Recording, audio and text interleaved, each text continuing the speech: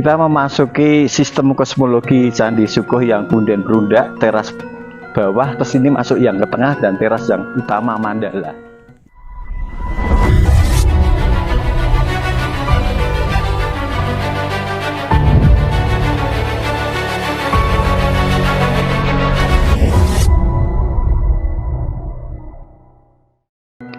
Kita lanjutkan cerita dari proses genesis, dari proses pembuahan, hubungan penis dan vagina, terjadilah pembuahan. Di belakang saya ini ada relief yang namanya Guo Garbo atau relief rahim.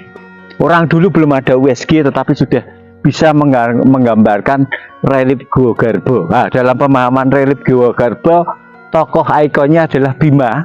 Yang kanan itu adalah Bima atau Werkudara, yang kiri karena tangannya 4 berarti lebih condong Bathara Guru atau Siwa.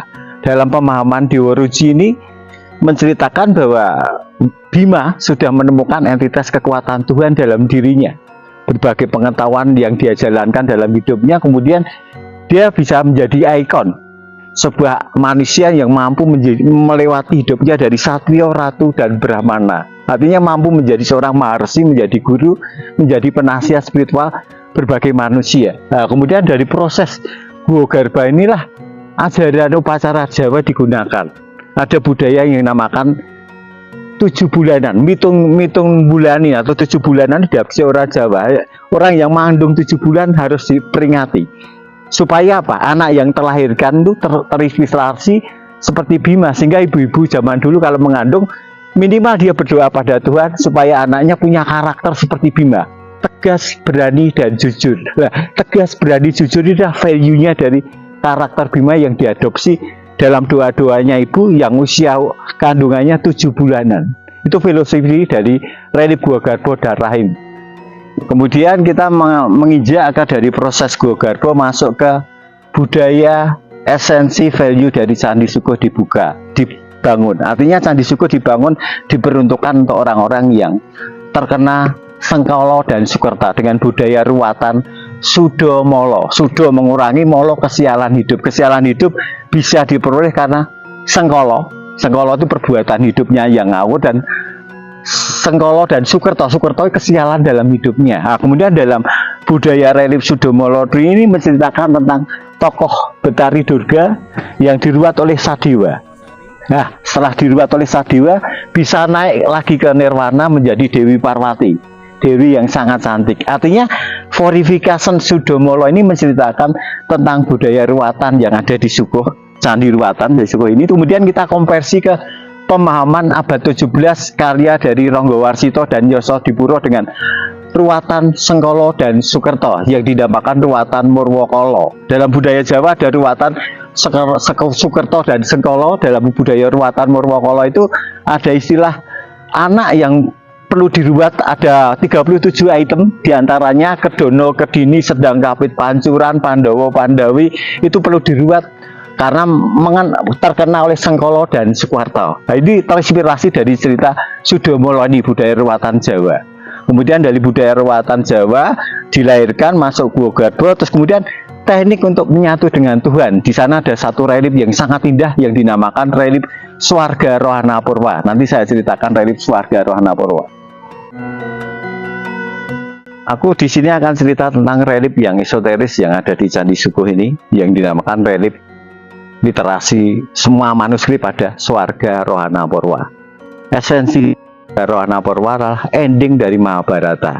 Kemudian setelah ending dari Mahabharata, kemudian yang dapat dispensasi naik ke surga hanya satu orang yang dinamakan Puntadewa dan Yudhistira. Mengapa Puntadewa Yudhistira? Karena selama hidupnya tidak pernah berkata bohong, selalu jujur, selalu honest. Kemudian dia dapat dispensasi, dijemput oleh Betara Indra naik keretanya. Dalam proses penjemputan itu Yudhistira memohon syarat, aku bisa naik ke surga tapi harus dengan teman setianya. Apa yang terjadi? Ternyata teman setianya seekor anjing. Akhirnya digotong sama Betara Indra naik ke surga sama seekor anjingnya. Kemudian dalam pintu surga neraka ditunggu seorang Yomodipati, penjaga malaikat surga neraka.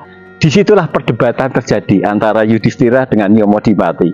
Artinya dia mengatakan tidak layak seekor anjing naik ke surga, kemudian dibantah oleh Yudhistira, daripada saya yang tidak naik surga, mending semua prioritas dispensasi itu tak berikan oleh anjing saya. Apa yang terjadi?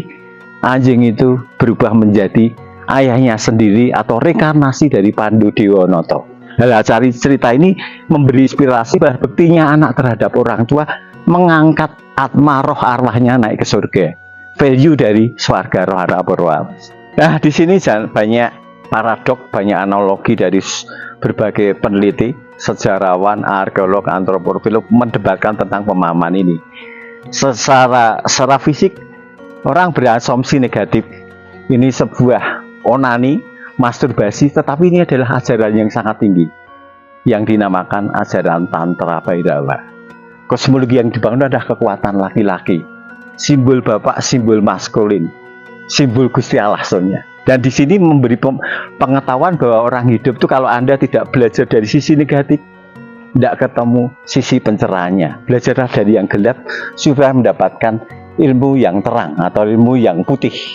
Dalam ajaran Tantra ada istilah Tantra kiri dan kanan. Yang jalur yang kiri itu mengadopsi molimo, main, medok, madat, semua yang jelek-jelek diadopsi. Nah, kamu tidak menjalankan itu, kamu tidak ada pengetahuan. Maka dalam pemahaman ini Anda diharapkan poliandri, punya istri yang lebih banyak. Karena dalam pemahaman Tantra, setiap daging perempuan itu rasanya beda. Dan itu memang terbukti. Banyak orang yang eksperimen jadi Flabeo, jadi Don Juan itu ketemu. Kok orang Madura lebih enak itu nggak tahu, tapi kata-kata orang itu mengatakan bahwa setiap daging manusia rasanya beda. Dalam pemahaman Tantra ini, Anda akan memilih sebuah value kalau Anda menjalankan proses yang gelap tadi, sehingga molimo tidak dilarang. Silahkan. Itu jalur yang kiri. Kemudian yang jalur kanan memotong semua keinginan. 9 Baba Dono Songono dipotong semua, jadi Brahmana, jadi biksu, jadi sufi, itu karena ini pemahaman ini. Ini ajaran yang orang umum yang diadopsi oleh para monarki kita, raja-raja kita, sehingga raja-raja kita itu ampil, selir, dan permaisuri. Wah, isak losin. Hampir 30 hari sehari itu melayani selir, ampil, iso dihitung gitu. Akhirnya kamu sebel gini. Karena tanpa itu kamu tidak bisa fokus untuk konsentrasi, untuk meditasi. Harus dilepas keinginan nafsu ini untuk koitus seksual dulu, baru kamu meditasi. Daripada kamu ngangen-ngangen tok, gak bisa konsentrasi. Ini pesan dari ajaran Tantra.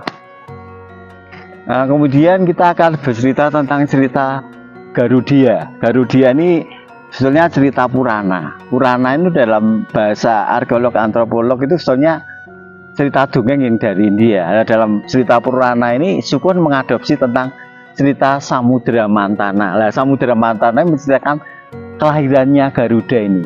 Ada 2 putri, Kadru dan Winata. Ini anak dari Dewi Winata yang kemudian kelahirannya ini ditunggu-tunggu karena ini yang membawa Tirta Amerta. Jadi Samudra Mantana ini menceritakan tentang juga ruwatan fortifikasi. Kemudian bangsa kita Indonesia juga mengadopsi menjadi simbol Bhinneka Tunggal Ika, Tanhono Dharma Manguro, Karyampu Tantular. Dalam filosofinya juga mengadopsi cerita Garudia. Terus kemudian dalam pemahaman ini, aneh ini simbol perempuan. Nah, dalam pemahaman raja dulu ternyata perempuan, istri-istri raja itu harus pakai badong. Ini pengkunci alat kelamin supaya tidak terjadi selingkuh atau nyeleweng. Para selir, terutama pemasi dan selir, harus pakai badong. Ini bentuk penutup alat kelamin. Nah, ini menceritakan tentang kembali ke Samudra Mantana tadi. Kalau saya ceritakan panjang sekali, mending beli buku saya aja, enggak apa-apa, karena panjang sekali tentang cerita Samudra Mantana ini. Monggo silakan mau bertanya apa tentang cerita Candi Suko, filosofi Candi Suko, ilmu ketuhanan Suko, atau pustaka Candi Suko ini. Monggo silakan. Kira-kira filosofi atau ilmu apa yang bisa diambil daripada pengunjung yang ke Candi Suko ini, Pak Suko? Inilah pemahaman tentang filosofi. Setiap pengunjung yang datang ke sini itu minimal seharusnya ya, Candi Suko menyiapkan guiding, sehingga tamu itu datang bukan hanya sekedar selfie, foto-foto, tetapi ada yang menderek, ada yang menjelaskan. Itu yang pertama. Terus kemudian esensi Candi Suko itu ada candi ruwatan. Artinya ruwatan, aku sudah bilang tadi, antara Sengkolo dan Sukerto.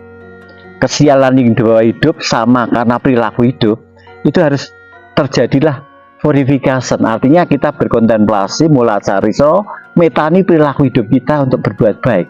Karena suku ini memberikan vibrasi untuk mendapatkan suatu kesadaran mengarah ke sebuah pencerahan. Nanti tahu tentang jati diri kita. Oh, ternyata kita lahir dari bapak dan ibu. Berarti hormatilah ayah ibumu dalam hidup Anda. Selama Anda tidak konsisten menghormati orang tuamu, kamu nggak ketemu malaikat, roh suci maupun Tuhan. Itu esensinya, Mas.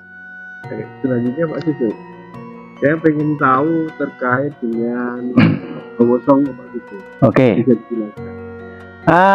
Kosmologi dari Baba Nawa Songo yang kembali ke Gapura Buto Hanguntal Jamo angka 9 ini angka yang krusial karena problem hidup manusia ternyata ada di kaki yang mulai dari angka 9 ini. Di atas ini ada 7 lubang, 2 lubangnya anus dan penis. 7 lubang ini simbol masalah semua, tapi ada 1 lubang yang menjadi penuntun hidup Anda. Apa itu? Hidung. Inilah simbol dharma. Hidung tidak pernah berbohong, bahwa apapun dia rasakan, dan hidung tidak pernah komplain. Makanya hidung adalah simbol pernapasan, simbol prana, simbol dharma, sehingga digunakan untuk berbagai meditasi, baik itu wiritan, yoga, apapun menggunakan kosmologi hidup. Tarik, lepas, tahan, lepas, tarik, tahan, lepas. Kosmologi itulah yang membangkitkan iratma hidung yang esensinya adalah simbol dari urip atau kehidupan itu sendiri, Pak Edi. Bisa dijelaskan lagi Pak Sugeng terkait dengan sedulur papat limo pancer. Sedulur papat limo pancer dalam pemahaman ajaran Jawa berbagai literasi, baik yang sudah tertulis di Rara Centini Ulang Reh Wedotomo sampai babat tanah Jawi dan membahas tentang itu. Artinya kosmologi kehidupan kita ternyata semenjak kelahirannya kita itu diikuti oleh saudara 4, kakang kawah adi hari-hari sedulur papat limo. Kakang kawah adi hari-hari sedulur papat limo pancer itu membawa jiwa, ada roh, ada atma yang menyertai hidup kita, sehingga ada kosmologi perilaku hidup Anda tercatat, baik yang buruk maupun yang jelek, karena putih, merah, kuning, hitam, dan monco warna itu perwujudan dari saudara Anda. Baik yang merah, hitam, putih, dan kuningnya simbol dari nafsu-nafsu kita yang tercatat semua. Artinya dia jadi saksi. Selain jadi saksi, dia juga menjadi perantara kepada Tuhan. Sehingga ada istilah poso weton. Poso weton untuk memperingati sedulur papat limo pancer kita. Selama dalam hidup Anda 35 hari ketemu kelahiran kita, weton kita lah, itu dalam budaya Jawa sifatnya bukan wajib, tapi harus dilakukan itu poso weton itu untuk mengenal saudara 4 sebagai pembimbing dan sebagai teman setia kita. Itu Pak Edi. Terima kasih Pak Sugeng atas bicaranya. Sami-sami matur suwun.